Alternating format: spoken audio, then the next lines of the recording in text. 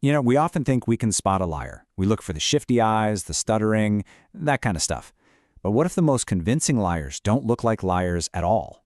What if they use these seemingly harmless, almost caring questions to completely manipulate you, hijack the entire conversation, and just steal your trust? So in this breakdown, we're going to pull apart their playbook. We'll start with the hidden traps they set, then we'll get into the questions they use for emotional manipulation and for controlling the conversation. We'll even cover their final big power play. And, this is the most important part, we'll show you exactly how to stay in control through it all. All right, so why do we even fall for these traps in the first place? Well, it's not because we're naive or anything. It's because we're taught to overlook these really subtle, dangerous signs that are buried inside their questions, and we're about to dig them up. And this, right here, is the absolute key. These questions aren't about getting information. No way. They are weapons. They're designed to seize control of the whole story, put you on the back foot, and make you doubt your own gut feelings. Okay, so their first line of attack, it's almost always your emotions. These next couple of questions are specifically designed to weaponize your own feelings against you, to make you question your own judgment. Yeah, the classic. It sounds like it's about your relationship, right? About your faith in them, but really, it's a perfectly set emotional trap. See, on the surface, they're asking about trust, but what they really mean is, you have no right to question me. They're flipping the whole script, making you the one who suddenly has to prove that you're loyal. So, how do you shut this down? First, you gotta see it for what it is. It's a power play, not some heartfelt plea. Then, you just respond calmly with, trust is earned. It's not an attack, it's just a fact. And it reminds them that trust is something you build, not something you can demand. And here's another one.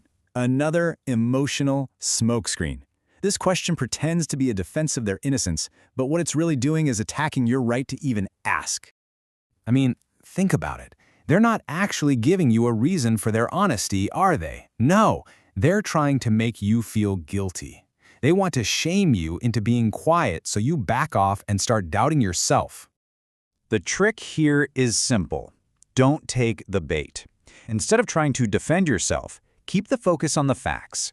A simple response like, I'm trying to understand that too, just brilliantly sidesteps their emotional trap and keeps the conversation locked on what actually happened. So, when messing with your emotions doesn't work, liars pivot. They switch to controlling the conversation itself, steering it way away from the truth and into territory where they feel like they have the upper hand. This one sounds so simple, doesn't it? Just a curious question, but it is one of the single most effective diversion tactics in their entire playbook. Let's be real, they're not interested in whether the information is true or not. They are hunting for a source. And why? So they can shift the whole topic from, is this true, to can we really trust the person who told you? It's a classic misdirection.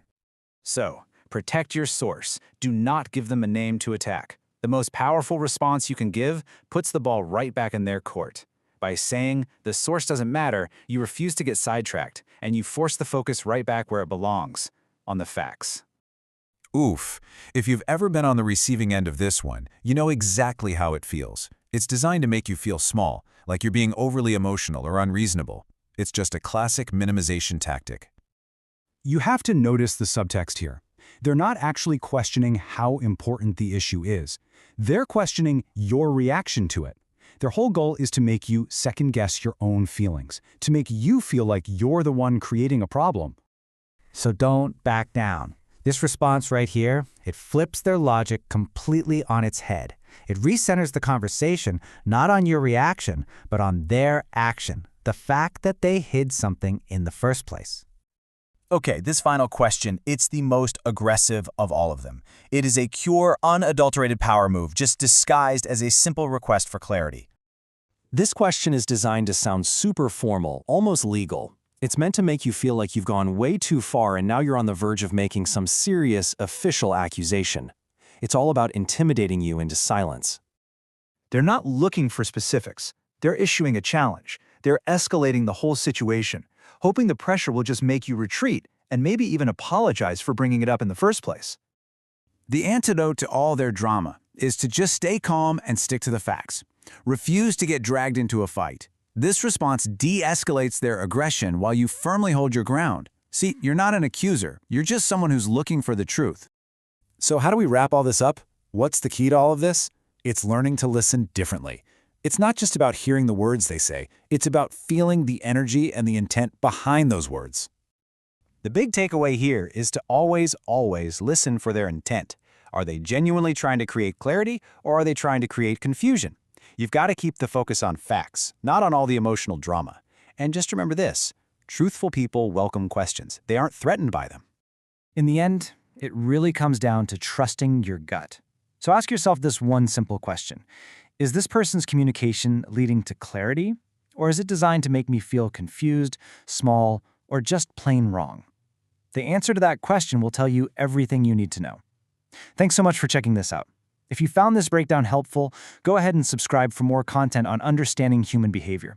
And hey, share your experiences in the comments below. We'd really love to hear from you.